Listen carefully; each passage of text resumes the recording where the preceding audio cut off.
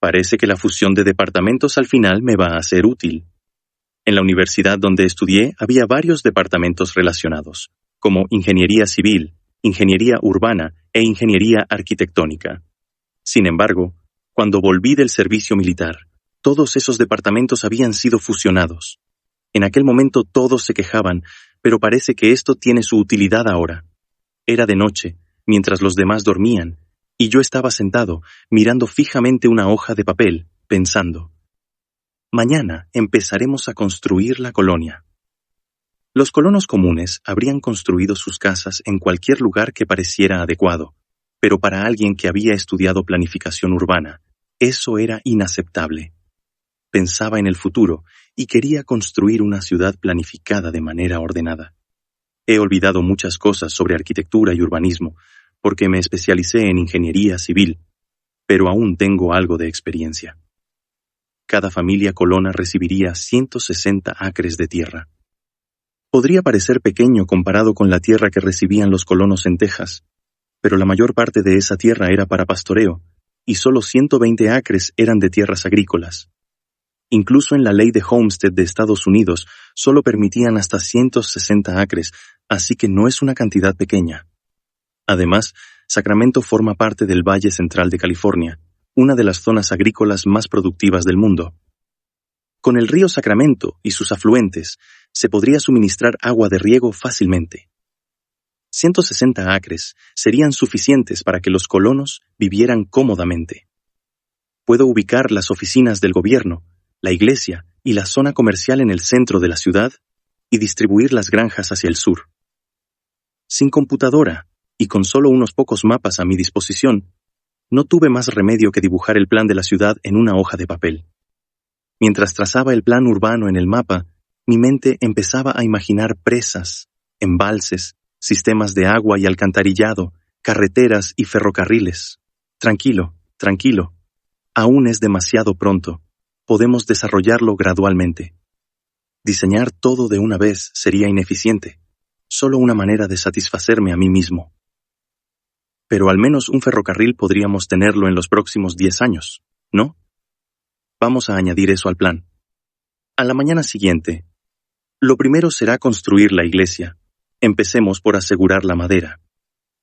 En Occidente, era común construir una iglesia primero cuando se colonizaba una nueva zona. Dado que el catolicismo estaba muy extendido en México, tenía sentido construir la iglesia como un símbolo. Además, será una buena oportunidad para practicar el diseño de edificios nuevamente. Planeaba utilizar el método de construcción con estructura de madera ligera, conocido como construcción con estructura de globos.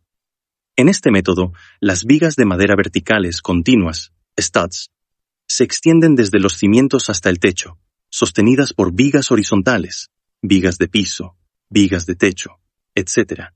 Y todo se asegura con clavos o tornillos. El método tradicional de construcción con estructura de madera, el timber frame, producía edificios más sólidos y bonitos, pero requería más tiempo, mano de obra, y era más difícil de construir. Ahora lo más importante es construir rápido. La estructura de globos es rápida, fácil, y requiere menos madera.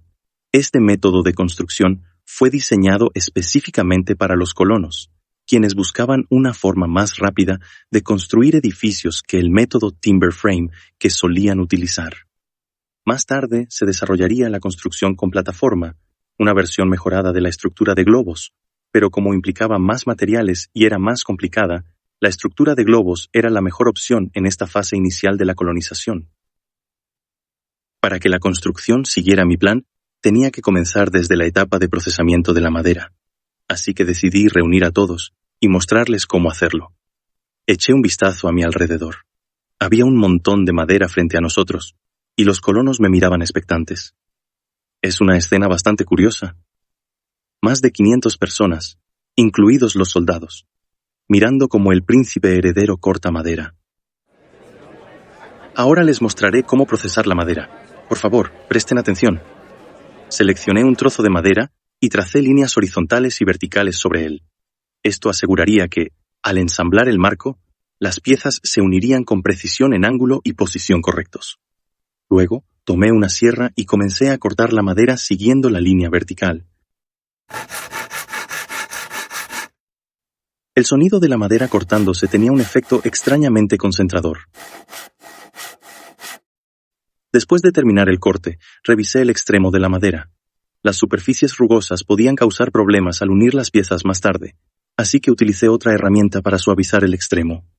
Como pueden ver, la precisión es crucial en el procesamiento de la madera. Si no se hace con exactitud, el marco podría ser inestable. Vamos a construir sus casas, así que trabajen con esmero.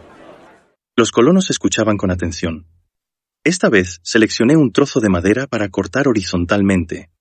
Primero lo aseguré, luego lo corté siguiendo la línea horizontal. Este proceso era parte de la creación de las vigas horizontales del marco. Cuando terminé, levanté la pieza cortada para mostrársela a todos. Esta pieza se utilizará para las vigas horizontales. Está cortada con la longitud y el ángulo correctos, por lo que ya estamos listos para empezar a ensamblar el marco. Coloqué las piezas de madera a un lado y me retiré. Ahora los colonos podrían procesar la madera siguiendo mi ejemplo. El método de estructura de globos permite una construcción rápida y eficiente. Sin embargo, también puede ser menos preciso. Por lo tanto, es vital que el procesamiento de la madera sea exacto.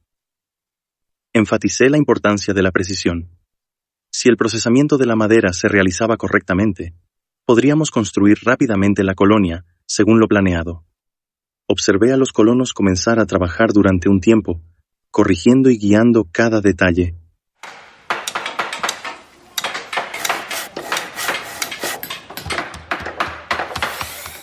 De los 450 colonos, solo 10 tenían experiencia como carpinteros o sabían cómo manejar la madera. Planeaba enseñarles cómo unir las vigas y los postes utilizando la madera procesada en la primera etapa. La verdad es que, a partir de aquí, también estoy yendo un poco a tientas, pero no hay otra opción. ¿Qué ingeniero civil ha construido un edificio usando la técnica de estructura de globos? Solo vi esta técnica de pasada cuando estudiaba para los exámenes en la universidad. Bien, usaremos la madera ya procesada para construir los pilares y las vigas. Observen atentamente lo que hago. Primero seleccione un trozo de madera que serviría como pilar vertical. Este debía soportar cargas de compresión, por lo que se requería una madera particularmente rígida. Elegí una de alta resistencia. El pilar soporta la carga vertical del edificio. Por lo tanto, la madera seleccionada debe tener suficiente resistencia y rigidez. Esto afecta directamente la seguridad del edificio. Una vez levantado el pilar, verifiqué su verticalidad. Aunque medir la horizontalidad es una técnica común entre los carpinteros, la precisión en la verticalidad es crucial para la estabilidad estructural. Puse especial atención en este proceso. Comprobar la verticalidad es muy importante. Incluso una pequeña inclinación puede causar problemas graves más adelante. Ahora era el momento de hacer la viga. Las vigas soportan las cargas horizontales entre los pilares, por lo que necesitan resistir tanto la tensión como la flexión. Elegí una madera adecuada, la medí y luego la corté. Las vigas deben ser resistentes a la carga. Por lo tanto, debemos tener en cuenta su rigidez, resistencia y ligereza. Con la madera lista, solo quedaba unir los componentes. Utilice clavos y tornillos de metal para fijar las vigas a los pilares. Los clavos y tornillos que usamos aquí determinan la seguridad de la estructura. Asegúrense de instalarlos correctamente. Los carpinteros asintieron con la cabeza. Aunque la estabilidad es menor que con el método de timber frame, sin duda podremos construir estructuras de madera mucho más rápido. Su Alteza, ¿dónde aprendió esta técnica? Buscando métodos para construir edificios rápida y eficientemente con recursos limitados, encontré esta técnica en libros estadounidenses. Mientras enseñaba la técnica a los 10 carpinteros, el resto de los colonos se encargaba de reunir y procesar la madera. De los 50 soldados, bajo las órdenes del mayor Manuel, 25 estaban encargados de la seguridad y los otros 25 ayudaban con las tareas. Para mejorar la eficiencia, designé a un hombre llamado Andrés Ortega como jefe de los carpinteros. Llevaba 20 años trabajando como carpintero y era un mestizo de unos 30 o 40 años. Andrés, selecciona hoy a unas 20 personas con buena destreza manual y enséñales lo que les mostré ayer. Sí, Su Alteza. Esta iglesia será reconstruida más adelante de todos modos, así que será un buen ensayo. Aunque la construcción general y la ingeniería civil tienen sus diferencias, también tienen muchas similitudes. Solo debo recordar lo que aprendí en la universidad. La iglesia que construiríamos esta vez, al ser el primer edificio, debía ser pequeña. Además, debido a las características de una iglesia, más adelante se utilizarían materiales como el vidrio y otros propios de las construcciones religiosas, por lo que cuando la colonia creciera, la iglesia tendría que ser reconstruida. Me quité un peso de encima y diseñé la iglesia más bonita que pude dentro de mis capacidades. Después de desperdiciar docenas de hojas de papel durante 3 días, finalmente logré un diseño satisfactorio. Andrés, aquí tienes los planos de la iglesia. También he preparado la lista de madera necesaria, así que, por favor, sigue estas instrucciones al procesar la madera. Sí, Su Alteza. Consulté con los carpinteros experimentados para concretar el método de trabajo y comenzamos desde los cimientos. Mientras luchaba con la construcción del primer edificio, los demás continuaban reuniendo y procesando la madera según mis instrucciones. Una vez que terminemos con los cimientos, ensamblaremos el armazón, luego procederemos con el techo y las paredes exteriores. Después de eso, haremos los acabados interiores y finalmente, realizaremos la inspección final. No hay necesidad de apresurarse, solo debemos seguir los pasos correctamente. Me involucré en cada parte del proceso de construcción de la colonia, supervisando y participando activamente desde el inicio hasta el final. Es sorprendente. Es la primera construcción y todos están trabajando de manera organizada bajo el mando de Su Alteza. Francamente, esperaba que tuviéramos algunos errores y retrasos importantes, pero parece que he aprendido algo nuevo. El mayor Manuel parecía impresionado por mi capacidad para asignar tareas a todos los colonos y hacer que todo el proceso fluyera sin problemas. Habiendo estado a mi lado como mi guardia todo el tiempo, debió parecerle aún más sorprendente. Con todos los años de experiencia en sitios de ingeniería civil, esto es lo mínimo que puedo hacer. Aunque he asignado trabajo incluso a los adolescentes, en este contexto, aunque les dijera que descansaran, se sentirían mal por no ayudar, así que no puedo hacer mucho al respecto. Pensé en cómo lo haría mi padre cuando dirigía a sus soldados, y naturalmente las cosas empezaron a salir bien. Ya veo. Una excusa más, improvisada. Mayor Manuel, ahora que la construcción de la colonia avanza de manera estable, quiero explorar mejor los alrededores.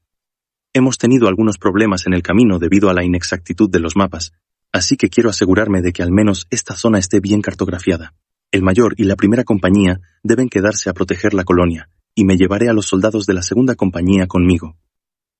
Su Alteza, como responsable de su seguridad, creo que sería mejor que lo acompañara. En esta zona, lo único peligroso son los animales salvajes. Me ausentaré un rato, así que prefiero que el mayor se quede aquí para vigilar.